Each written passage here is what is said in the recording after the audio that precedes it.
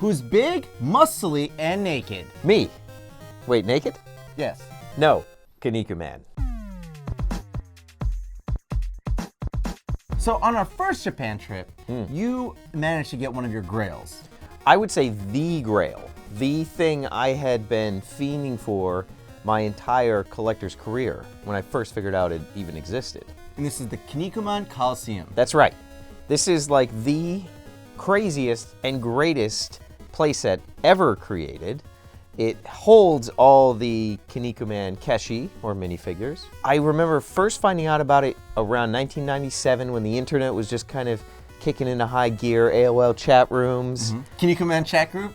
It wasn't that specific. I don't think that existed yet. I just figured out that Muscle Man was Kinnikuman in Japan, and I was looking on eBay, and I was seeing all this product that had been released in Japan that was never released over here.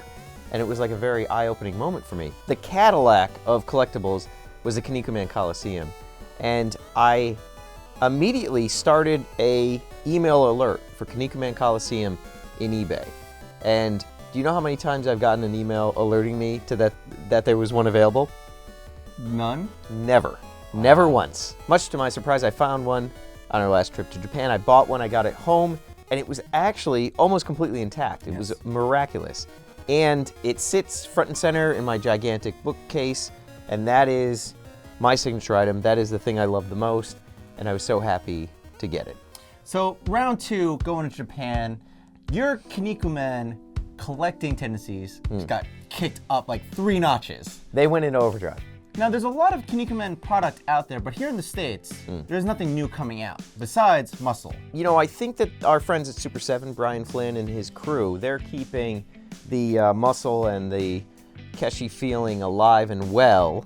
They've done Robotech, they've done Street Fighter. They have some great collectibles stateside that are sort of keeping the banner alive. But yeah, I don't know that, you know, Kinnikuman himself will ever have another sort of peak here in the States. We did have the Fox cartoon, Ultimate Muscle, which was in 2002 here in the States, and that was sort of telling the tale of all the sons of the Kinnikuman characters. But I don't know that we'll ever get a proper sort of, you know, renaissance here in the States, which is too bad. I would love for it to happen. Hey, you never know. We saw Devilman Crybaby. Maybe there's the new Kinnikuman like Netflix original series. That would be amazing. That would be really good. You made a good point to me on this trip that Kinnikuman to you is very much like Dragon Ball to me. And except it's good. Okay, yeah, I guess so. Kinnikuman debuted in 1979. Dragon Ball? 84. Right, so we know Dragon Ball ripped off Kinnikuman completely. Probably.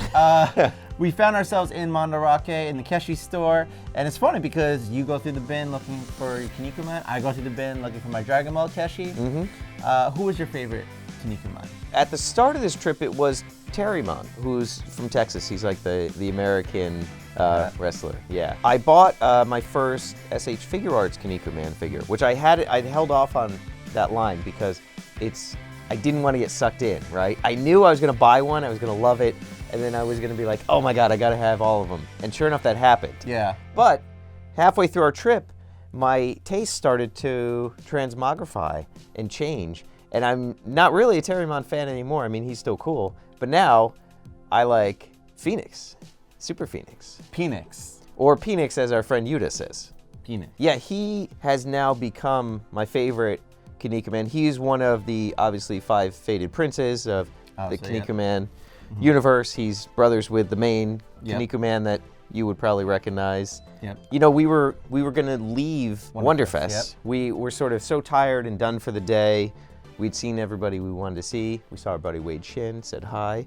And then we went to walk towards the exit, and we stepped into this courtyard that was all Kinnikuman vendors. Yes, mainly CCP who do these awesome, very limited posing, but the awesome sculpts of Kinnikuman, like statues almost. Yeah, these sort of high-end, beautifully decorated vinyl statues, which I've admired from afar for a very long time. But here they were, and they had bins of them, and they were super cheap. Like, you've seen what that Dark Phoenix goes for online. It's a couple $100. So you got the Dark Phoenix, and then you also found an orange ninja in Mandarake. An unpainted ninja.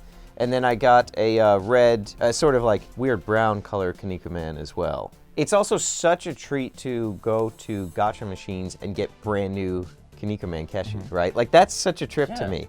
That all these years later, I'm walking around with coins in a vending machine and I'm getting brand new ones. And especially because I showed you or shared with you a photo like, hey, do you need these two, the ones that are wrestling each other? Yeah. And you assume like, oh, that's one of the newer sculpts because they're so close to the original sculpts. A very interesting lesson I learned, thanks to our friend Tyler, that the new line of Keshi figures is actually sculpted by the son of the original sculptor. Keep it in the family. So they're redoing all of the characters, and you'll notice they have, you know, a bit tweaked proportions. The hands and the heads and the feet are a little bit bigger. They're a little more stylized, but I really like the direction they're going in with the new figures. So of the handful of gacha and Keshi that you did get this trip and the CCP collectibles, that wasn't your favorite item though? No, the star of the show was from a retailer we really love, and actually, we would love to work with this retailer. So, Beams, if you're watching this, hire us, let's make some videos together. But yes, I did actually got a Beams exclusive Kinnikuman vinyl of Ninja, and what the Beams collection of the vinyl figures is, they always do it in the orange color, that is the sort of Beams color, and they typically do it like translucent orange and then add paint apps. And it makes it just pop. It's such a beautiful, beautiful figure. And you walked in with the other two of the three sold out. Yeah, they had standard Kinnikuman and I believe they had Budo, and I was like, I could take or leave those two. Ninja, that one's great. I love the translucent orange. And Ninja actually was, when I was a kid and I didn't know the names of these characters and I didn't realize they were from Japan, Ninja was one of the minifigures that I really gravitated towards. I always wanted him on my team.